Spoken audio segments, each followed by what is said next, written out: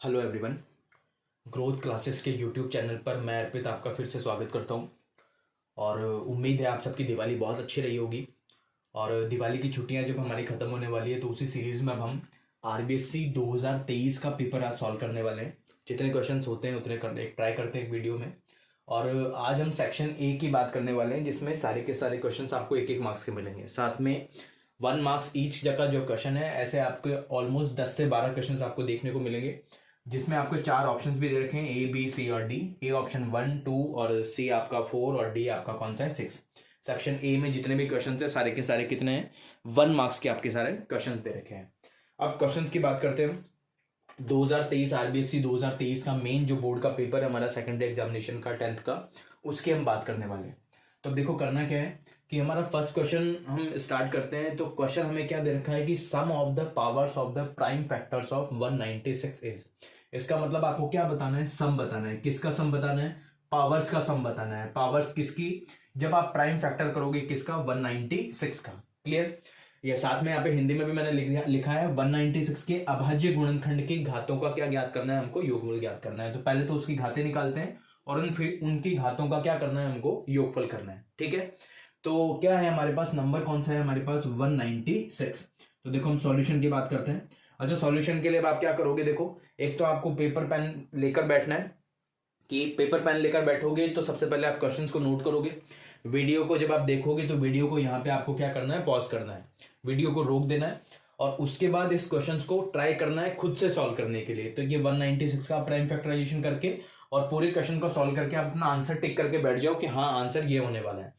उसके बाद वीडियो को फिर से प्ले करना है, उसके बाद अपना आंसर मैच करना है कि आपने कितना सही किया है कितना गलत किया है। और साथ के साथ जो भी आपकी करेक्शन है, सही चीज है तो सही पे टिक लगाना है, गलत चीज है तो क्या क्या चीजें आपने गलत की है उन सबको काटना है और उन सारी गलत चीजों की जगह आपको सही चीजें लिखनी है, सही आंसर्स लिखने हैं अपने।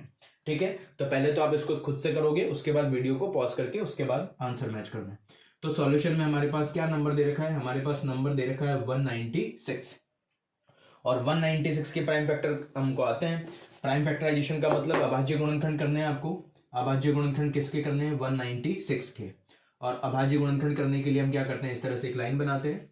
तो सबसे पहले हम किससे डिवाइड करने वाले हैं? 2 से।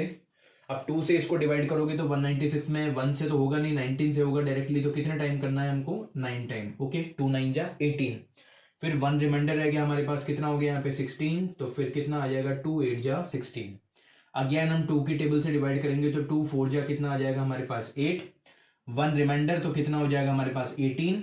तो 18 के लिए हम कितने टाइम डिवाइड करने वाले हैं? 9 टाइम। Okay, 9 time. और उसके बाद कंप्लीटली डिवाइड हो ही गया है हमारा 49। उसके बाद हम किससे डिवाइड करने वाले हैं? 7 से। तो यहाँ पे क्या आ जाएगा हमारे पास? 7 7 7 जा 49। और अगेन हम किससे डिवाइड करने वाले हैं? 7 से। तो यहाँ पे हमारा क्या आ जाएगा? 1 आ जाएगा। इज दैट क्लियर कि 196 का हमने प्राइम फैक्टराइजेशन कर दिया, अभाज्य गुणनखंड कर दिए उसके। और अभाज्य गुणनखंड करने के साथ ही हमने क्या किया? उसका 196 को 2 से डिवाइड किया 98, फिर अगेन 2 से किया, फिर 49, अगेन 7 से किया तो 7 7 से किया तो फिर से क्या आ गया? 1 आ गया। अब साथ में आपको क्या ध्यान रखना है कि आप 196 की पावर्स देखनी है। पावर्स देखो हमारे पास क्या क्या पावर्स है। 2 की पावर तो हमारे पास कितनी आ रही है? 2 आ रही है। और मल्टीप्लाई में 7 की पावर भी कितनी आ रही है? 2 आ रही है। क्लियर? यहां तक आपने सबने इजीली कर लिया होगा कि 2 की पावर 2 है और 7 की पावर कितनी है? 2 है। अब 196 में आपका क्या क्वेश्चन पूछा गया है कि जो भी उसकी घातें हैं, जो भी क्या है उसकी पावर्स है, उनका क्या फाइंड करना है आपको? सम फाइंड करना है। क्या फाइंड करना है? उसका योगफल निकालना है। तो योगफल निकालने के लिए आप क्या करोगे? इन दोनों पावर्स को देखो, ध्यान से देखना कौन कौन सी पावर्स को आपको ऐड करना है। एक तो इस पावर को आपको ऐड करना है और एक इस पावर को ऐड करना है। तो इन दोनों पावर्स को जब आप ऐड करोगे तो हमारा जो रिजल्ट आने वाला है वो क्या आ जाएगा? 2 प्लस में क्या आ जाएगा? 2। एक पावर 2 ये वाली और एक पावर 2 ये वाली। तो टोटल रिजल्ट जो आपका बनेगा वो क्या आ जाएगा? आपका 4 आ जाएगा। मतलब आंसर आपका क्या होना चाहिए? 4 होना चाहिए। तो आंसर 4 के लिए आप किस पे टिक करने वाले हो?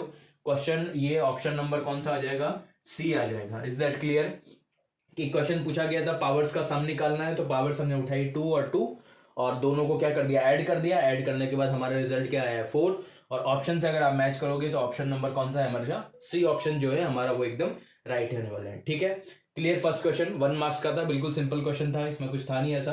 और अब हम चलते हैं नेक्स्ट क्वेश्चन पे, क्वेश्चन नंबर 2 पे।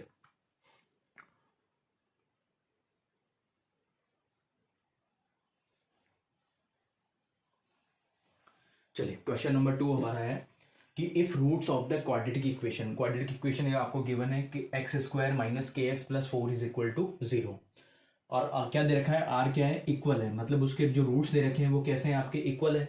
देन वैल्यू ऑफ के विल बी, मतलब के की वैल्यू आपसे पूछ रहा है। अगर बात करें यदि द्विघात समीकरण x square minus k x plus 4 is equal to क्या दे रखा है, 0 के मूल जो रूट्स हैं आपके वो कैसे इक्वल है, समान है तो आपको किसकी वैल्यू फाइंड करनी है, के की वैल्यू फाइंड करनी है। 4 ऑप्शन आपके पास दे रखे हैं, ए बी सी और डी, +-1 +-2 +-3 और +-4। चलो इसके लिए हमको क्या करना है, देखो सॉल्यूशन की हम अगर बात करें तो roots of the quadratic equation के लिए देखो आपको मैं साथ के साथ इसका 360 डिग्री एनालिसिस करता हूं कि इसमें क्या क्या चीजें आपको ध्यान रखनी है। देखो रूट्स फाइंड करने के लिए हमारे पास 3 कंडीशंस दे रखी है। कौन कौन सी वो कंडीशंस है उनकी बात करते हैं पहले, कि बी स्क्वायर माइनस 4ac से हम क्या करते हैं, किसी भी इक्वेशन के रूट फाइंड करते हैं।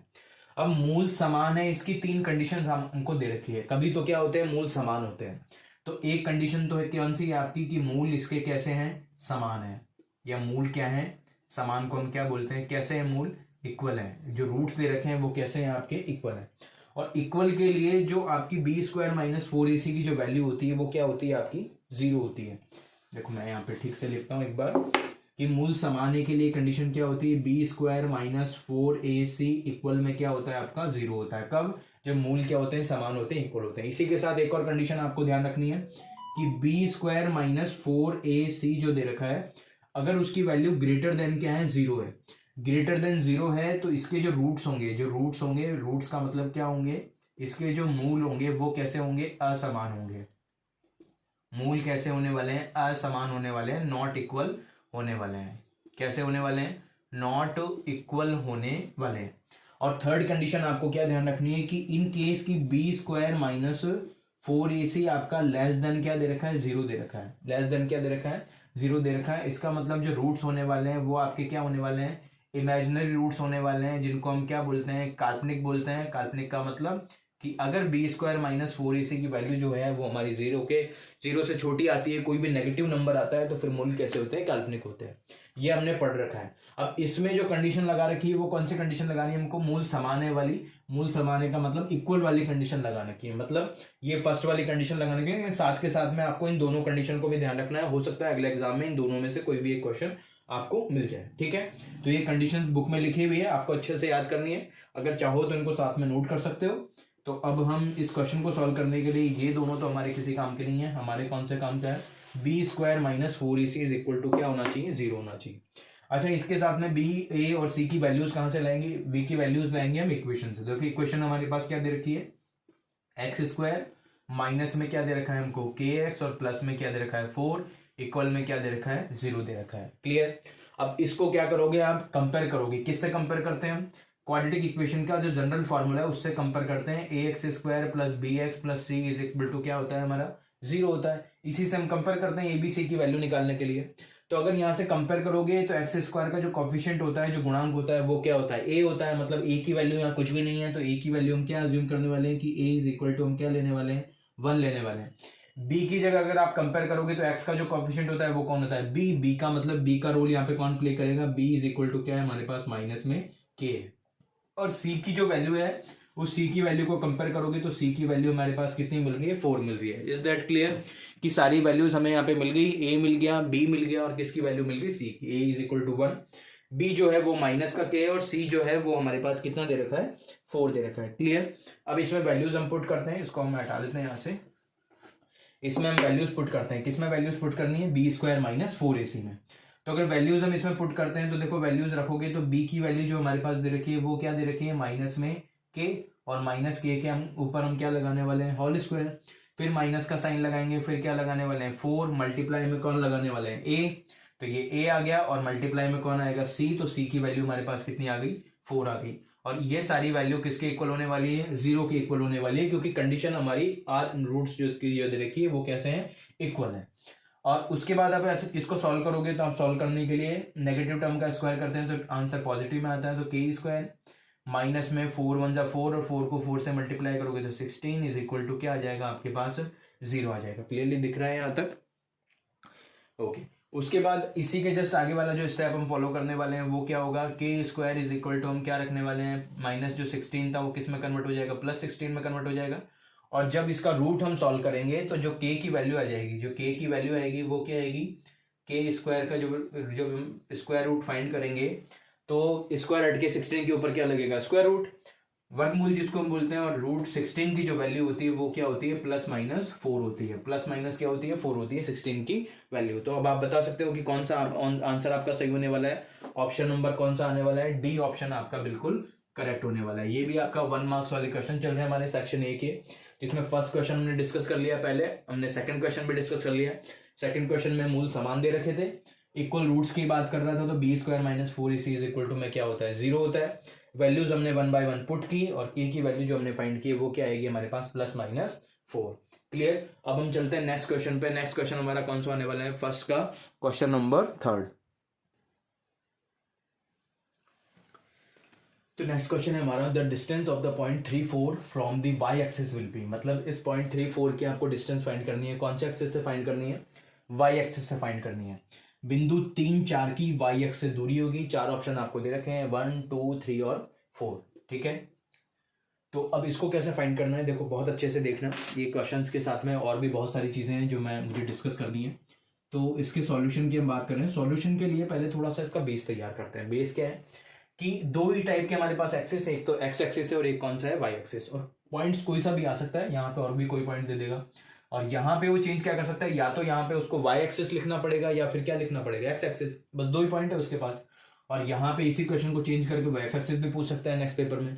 तो आप क्या करोगे कि यहाँ पे एक छोटा सा डायग्राम बनाओ। डायग्राम कौन सा बनाना है, डायग्राम ग्राफ वाला बनाना है। देखो मैं ग्राफ का एक डायग्राम आपके लिए छोटा सा डिजाइन करता हूँ कि ग्राफ का कैसे आप डायग्राम डिजाइन करोगे, उसकी हेल्प से इस क्वेश्चन को बहुत आराम से कर सकते हो और फिर उससे गलत होने के चांसेस भी आपके नहीं होंगे।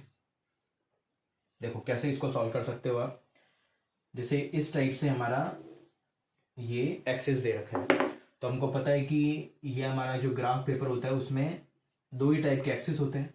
ये तो हमारा कौन सा एक्सिस है, एक्स, और ये कौन सा है हमारे पास, वाई। क्लियर। इधर हमारे पास कौन सा होता है, एक्स डैश, और इस इधर कौन सा होता है हमारे पास, वाई डैश। अब इस पॉइंट को आपको देखना है कि ये पॉइंट एक्चुअल में बनेगा कहाँ पे। पहले तो फर्स्ट सेकंड थर्ड और 4 क्वाड्रेंट होते हैं आपके। तो ये आपका अगर मैं इसका ग्राफ बनाऊं तो ये फर्स्ट पॉइंट, ये सेकंड, ये थर्ड और ये फोर्थ, जैसे 1 2 3 और 4।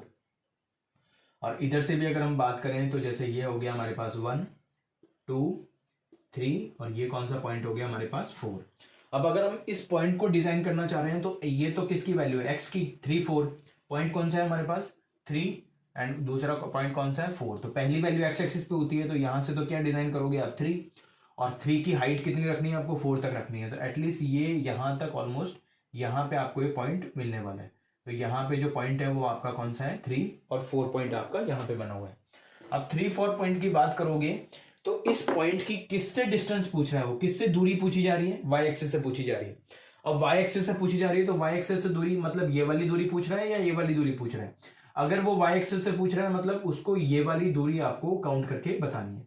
अब ये वाली दूरी अगर यहाँ नीचे देखोगे तो ये वाली दूरी एक्चुअल में कितनी है, ये दूरी हमारे पास कितनी दे रखी है, 3 दे रखी है। कितनी दे रखी है दूरी हमारी, 3 दे रखी है। इसलिए फिर वाई एक्सिस से जो आंसर आएगा वो कौन सा आएगा, 3 आंसर आएगा कि इस पॉइंट की इस वाई एक्सिस से जो आपको डिस्टेंस बतानी है वो कितनी है आपकी, 3 है। अच्छा ये 3 तो हमारा आंसर आ चुका, जैसे 3 तो हम अभी टिक कर देंगे। लेकिन अगर इसी क्वेश्चन को चेंज कर दे, चेंज क्या करेगा कि वाई एक्सिस की जगह यहाँ पे अगर एक्स एक्सिस वो लिख देगा, तो फिर आप क्या करोगे, यहां से मेजर करोगे, तो यहां से मेजर करोगे मतलब यहां पे लाइन ड्रॉ करोगे, और यहां पे जब लाइन ड्रॉ होगी तो ये वाली जो डिस्टेंस होगी वो कितनी काउंट होगी, 4 काउंट होगी। इसका मतलब अगर वाई एक्सिस से पूछ रहा है तो आपका आंसर किसका पॉइंट होने वाला है, एक्स वाला पॉइंट होने वाला है। और अगर एक्स एक्सिस से पूछ रहा है तो आंसर कौन सा होने वाला है, वाई होने वाला है। जैसे इसी क्वेश्चन में अगर वो वाई एक्सिस से पूछ रहा है, मैं दोनों चीजें लिख रहा हूं, अगर वो वाई एक्सिस से आंसर वाई एक्सिस से आपका आंसर पूछ रहा है तब तो आंसर वाई के लिए तो हमारे पास कितना आने वाला है, 3 आने वाला है। अगर y की जगह वो x एक्सिस लिख देगा यहाँ पे, तो x एक्सिस के लिए हमारा आंसर क्या आने वाला है, 4 आने वाला है। क्लियर है क्या।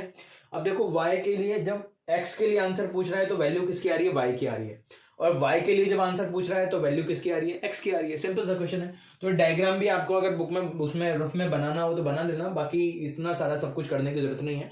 आपको डायरेक्टली ध्यान रखना है कि जो एक्सिस पूछी जा रही है उसकी जस्ट अपोजिट जो विलोम वाली एक्सिस है वो हमारा क्या है, आंसर है।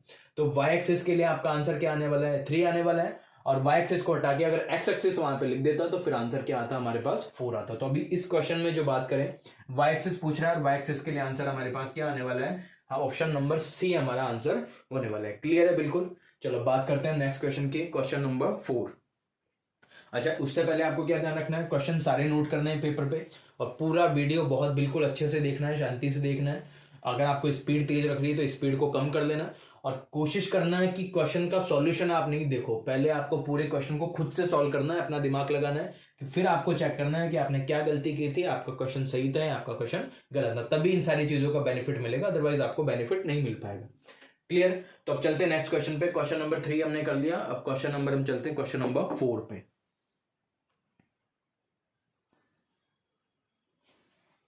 चलिए नेक्स्ट क्वेश्चन पे, सेक्शन ए के 3 क्वेश्चन हम डिस्कस कर चुके हैं ऑलरेडी और क्वेश्चन नंबर फर्स्ट का 4th क्वेश्चन हम कर रहे हैं, जिसमें 1-1 मार्क्स के सारे क्वेश्चन चल रहे हैं, छोटे छोटे क्वेश्चन।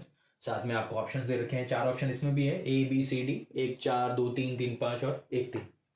अब क्वेश्चन क्या है कि the pair satisfying 3x + 2y = 11 is, मतलब कौन सा इनमें से पेयर है, कौन सा इसमें से एक जोड़ा आपको उठाना है जो इस इक्वेशन को क्या करता है, सेटिस्फाई करता है। कि क्वेश्चन क्या है कि 3x + 2y = 11 को संतुष्ट करने वाला युग्म कौन सा है, मतलब इन चारों ऑप्शन में से इसमें x और y की ऐसी कौन सी वैल्यूज हैं जो इस इक्वेशन को क्या करती है, सेटिस्फाई करती है या संतुष्ट करती है, वो आपको चेक करना है। तो बिल्कुल सिंपल सा क्वेश्चन है, आपको 1 बाय 1 एक एक ऑप्शन उठाना है और एक एक ऑप्शन जब आप उठा के आप पुट करोगे तो लेफ्ट पोर्शन और क्वेश्चन का राइट पोर्शन दोनों आपके इक्वल आ रहे हैं, वही ऑप्शन आपका सही है।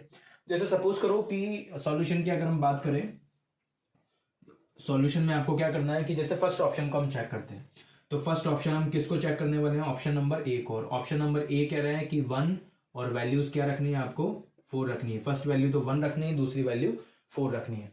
तो 1 और 4 के लिए मतलब x की वैल्यू तो 1 रखनी है और y की वैल्यू क्या रखनी है, 4 रखनी है। अगर आपका लेफ्ट और राइट इक्वल आता है तो आपको सही है, नहीं तो गलत है।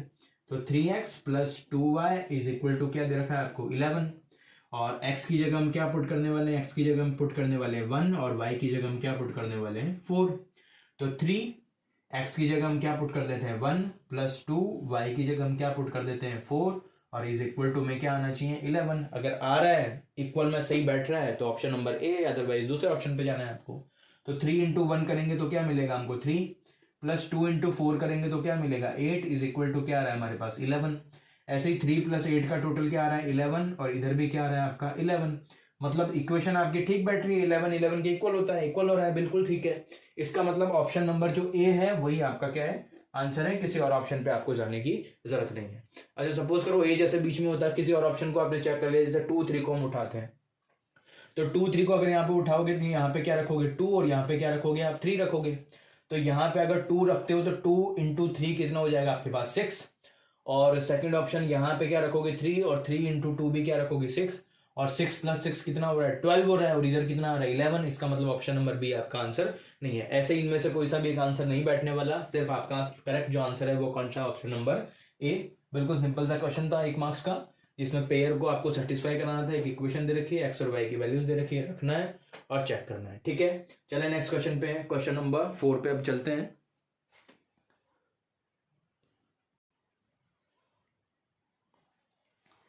तो चलिए क्वेश्चन नंबर हमारा कौन से पे आ गए हम, क्वेश्चन नंबर 5 पे।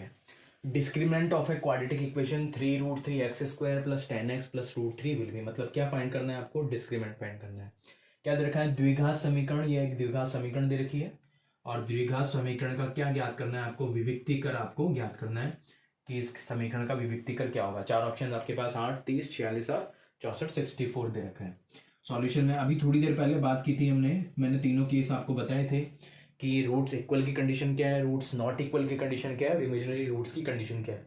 उसी में एक फार्मूला जो आता है हमारा विविक्तिकर वाला, डिस्क्रिमिनेंट वाला जो फार्मूला है कि विविक्तिकर कैसे फाइंड करते हैं, फार्मूला आपको याद होना चाहिए। फार्मूला एक सिंगल फार्मूला है, b² - 4ac, बस यही किसका फार्मूला है, हमारा डिस्क्रिमिनेंट याद करने का, विविक्तिकर ज्ञात करने का यही फार्मूला है जो जस्ट हमने थोड़ी देर पहले क्वेश्चन में लगाया था। देखो 2 क्वेश्चन आ गए, 5 क्वेश्चन की है और 5 क्वेश्चन में से ऑलमोस्ट 2 क्वेश्चन 1 मार्क्स के दोनों इसी फॉर्मूले पे बेस्ड है। हम देखो वैल्यूज निकाल लेते हैं पहले। तो वैल्यूज हमारे पास ये इक्वेशन, सिंपल सी इक्वेशन दे रखी है, वैल्यूज निकालोगे तो a की जो वैल्यू आ जाएगी वो क्या आ जाएगी 3√3, वही आप कंपेयर करोगे a b c के लिए। तो a की वैल्यू 3√3, बी की जो वैल्यू आ जाएगी वो क्या आ जाएगी हमारे पास 10, और सी की जो वैल्यू है वो क्या है हमारे पास √3। क्लियर। ए की वैल्यू 3√3, बी की वैल्यू 10 और सी की वैल्यू क्या आ जाएगी हमारे पास √3 आ जाएगी। क्लियर। अब वैल्यूज इसमें पुट कर लेते हैं और देख लेते हैं चारों ऑप्शन में से कौन सा आंसर आ गया। तो सबसे पहले b², बी का मतलब कौन है हमारे पास 10, तो यहाँ पे रखा 10 और 10 के ऊपर क्या लगा दिया होल स्क्वायर। फिर माइनस में क्या लगाया 4 इंटू ए, और सारी वैल्यूज प्लस की है तो ये माइनस ओनली फॉर्मूले का आएगा। तो ए की वैल्यू हमारे पास क्या आएगी 3√3। अगेन सी की वैल्यू जो पुट करोगे, सी का है हमारे पास √3, तो सी की वैल्यू हमारे पास क्या है ये √3। बस इसी को सॉल्व करना है, आंसर आ जाएगा। तो बताओ देखा कौन सा आंसर सही है आपका। वीडियो को पॉज करो और आंसर सॉल्व करो इसका क्या आता है। चलो मैं सॉल्व करता हूँ इसको। 10 के स्क्वायर करोगे तो क्या आ जाएगा आपके पास 100 माइनस में। देखो अब इसको ध्यान से देखना है कैसे सॉल्व करना है। देखो √3 इंटू में क्या है लगा हुआ है √3, तो √3 को √3 से मल्टीप्लाई करना है तो क्या आ गया 3। फिर एक 3 ये चल रहा है तो इन वो 3 और ये 3 मल्टीप्लाई होकर क्या बनाएंगे 9, और 9 को 4 से मल्टीप्लाई कर दोगे तो क्या आ जाएगा 36 आ जाएगा। क्लियर है क्या, समझ में आ गया कि √3 को √3 से करोगे तो 3, 3 को 3 से करोगे 9, और 9 को 4 से करोगे क्या आ जाएगा 36। तो 100 माइनस 36 आप इजीली बता सकते हो 100 माइनस 36 क्या होता है 64 होता है। क्लियर। और 64 होता है तो कौन सा हमारे पास आंसर सही होने वाला है, ऑप्शन नंबर डी जो है हमारा एकदम करेक्ट होने वाला है। क्लियर। 5 क्वेश्चन हमारे हो गए 1-1 मार्क्स के, और 2 क्वेश्चन इसी फार्मूले पे बेस है। बहुत अच्छे से ध्यान रखना कि कौन सा फार्मूला कब लगाना है। और अब चलते हैं नेक्स्ट क्वेश्चन पे, क्वेश्चन नंबर 6।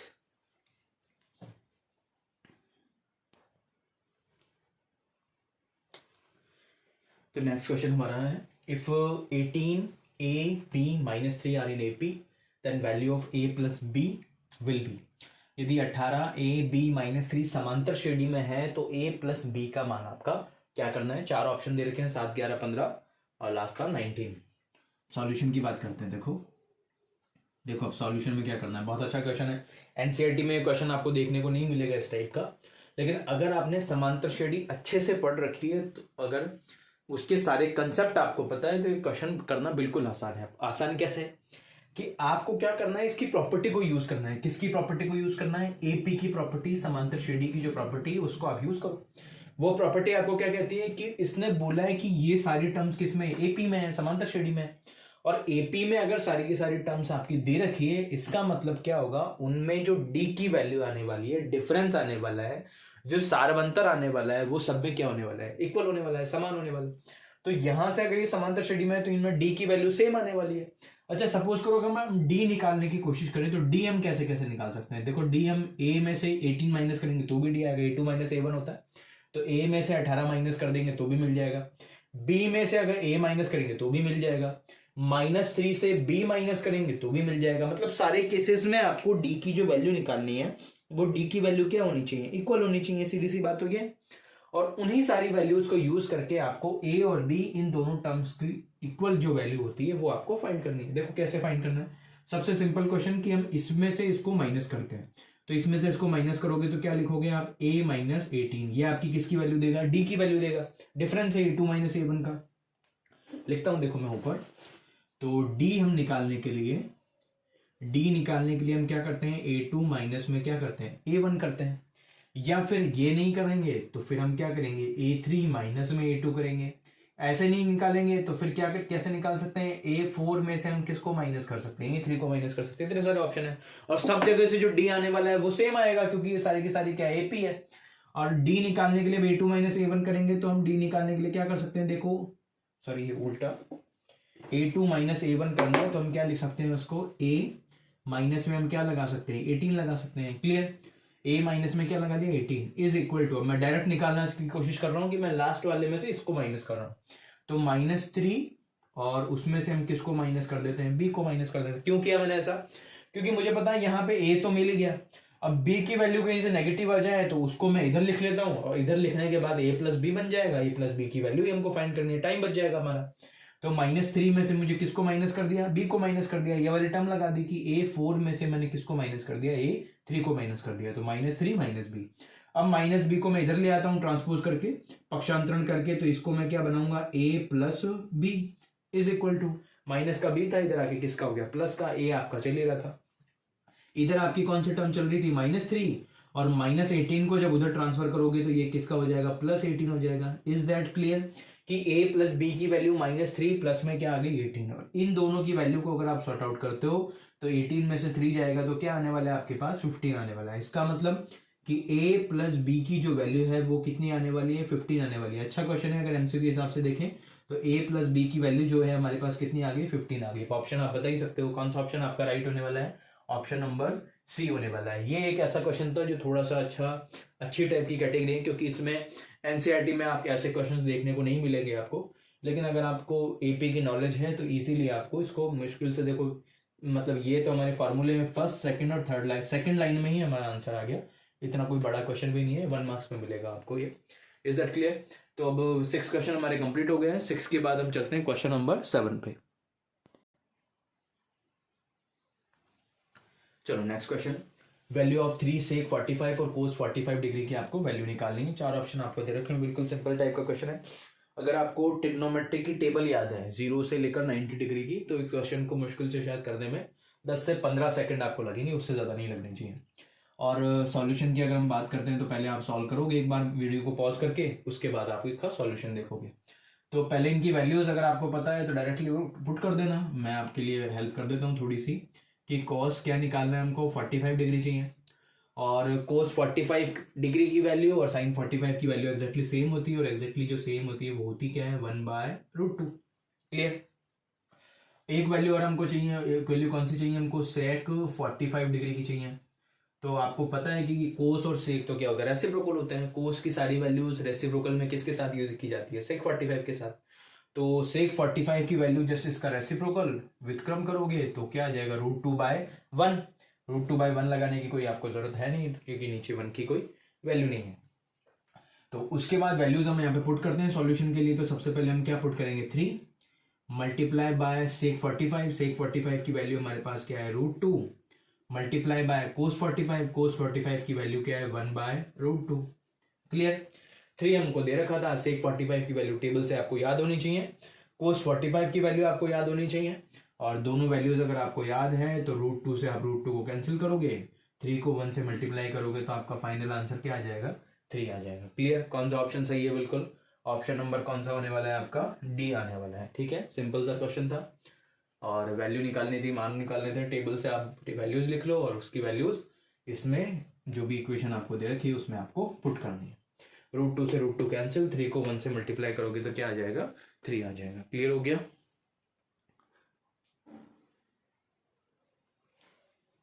तो नेक्स्ट क्वेश्चन हमारा क्वेश्चन नंबर कौन सा है 8 सेक्शन ए का, जिसमें 1 मार्क्स का चल रहा है, थ्योरेटिकल टाइप का क्वेश्चन है, और 4 ऑप्शन साथ में दे रखे हैं आपको। The chord of a circle whose length is twice the radius of the circle is called। क्या बताना है आपको, एक कॉर्ड बतानी है, क्या होनी चाहिए, वो कॉर्ड होनी चाहिए। किसकी कॉर्ड? सर्कल की। whose length is twice का मतलब क्या होता है, डबल होता है, दुगना होता है। the radius of the circle is called, मतलब रेडियस की जो डबल होती है वो कौन होता है आपका, ये तो आपको सिंपल सा पता है कि रेडियस की डबल कौन होता है आपका, डायमीटर होता है, व्यास होता है। और अगर आपको हिंदी में देखना हो तो वृत्त की वह जीवा जिसकी लंबाई वृत्त की त्रिज्या से क्या होती है, 2 गुनी होती है, मतलब रेडियस की क्या होती है, डबल होती है। तो रेडियस की डबल आपका कौन होने वाला है, डायमीटर होने वाला है, व्यास हो जाएगा आपका। ऑप्शन नंबर कौन सा हो जाएगा, बी। ऐसे सिंपल सा क्वेश्चन दे रखा था, बेसिक लेवल का क्वेश्चन है, जो आपको छोटी क्लासेस में भी पढ़ा दिया जाता है कि वृत्त की कौन सी जीवा होती है जो वृत्त की त्रिज्या की दुगनी होती है, वही सबसे बड़ी जीवा होती है जो कि वृत्त की त्रिज्या की क्या होती है, दुगनी होती है। और सबसे बड़ी जो जीवा होती है वो भी क्या होता है आपका, व्यास ही होता है। और साथ में इसने हिंट और दे दिया कि वृत्त की त्रिज्या की क्या होती है, 2 गुनी होती है। तो ऑप्शन वैसे ही कट रहे हैं, वृत्त की त्रिज्या की 2 गुनी कभी परिधि नहीं होती, क्षेत्रफल कभी नहीं होगा, और सेक्टर आपका त्रिज्याखंड अलग चीज होता है, वो त्रिज्याखंड में जो सेक्टर बनते हैं वो अलग तरह से होते हैं। तो ऑप्शन नंबर आपका कौन सा होने वाला है, बी होने वाला है, कि द कोड of a circle whose length is twice the radius of the circle is called diameter. मतलब वृत्त की वह जीवा जिसकी लंबाई जो है वृत्त की त्रिज्या से दुगनी होती है वो क्या कहलाती है, उसका व्यास कहलाती है। क्लियर? तो इस टाइप से हमारे क्वेश्चन नंबर 8 तक हमने यहाँ पे कंप्लीट कर लिए, और नेक्स्ट वीडियो में हम क्वेश्चन नंबर 9 से स्टार्ट करते हैं। ये 8 क्वेश्चन आपको बहुत अच्छे से करने हैं, इसके आसपास के जितने भी क्वेश्चन हैं उनकी भी मैंने बात कर ली है साथ के साथ ही। और इसके बाद नेक्स्ट वीडियो में क्वेश्चन नंबर 9 से हम स्टार्ट करने वाले हैं।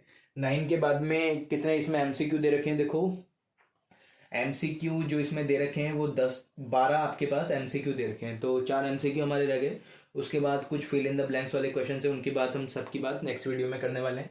क्वेश्चन नंबर 9 सेक्शन ए के जो 12 क्वेश्चन थे उनमें से 8 क्वेश्चन हमने 1-1 मार्क्स के आज कंप्लीट किए, और क्वेश्चन करने का तरीका मैंने आपको बता दिया। आप पहले क्वेश्चन को लिखने के बाद, क्वेश्चन को देखने के बाद, अगर पेपर है आपके सामने तो अच्छी बात है, और पेपर नहीं है तो पहले आप क्वेश्चन को अच्छे से यहाँ से देख लेना, और क्वेश्चन को देखने के बाद अपना आंसर यहाँ पे टिक करना। उसके बाद जब मैं उसको करूँगा, पॉज करने के बाद जब आप प्ले करोगे तो फिर अपना आंसर आपको मिलाना है। इस तरह से धीरे धीरे हमको सारे पेपर करने हैं। ठीक है, आज के लिए इतना ही, मिलते हैं नेक्स्ट वीडियो में।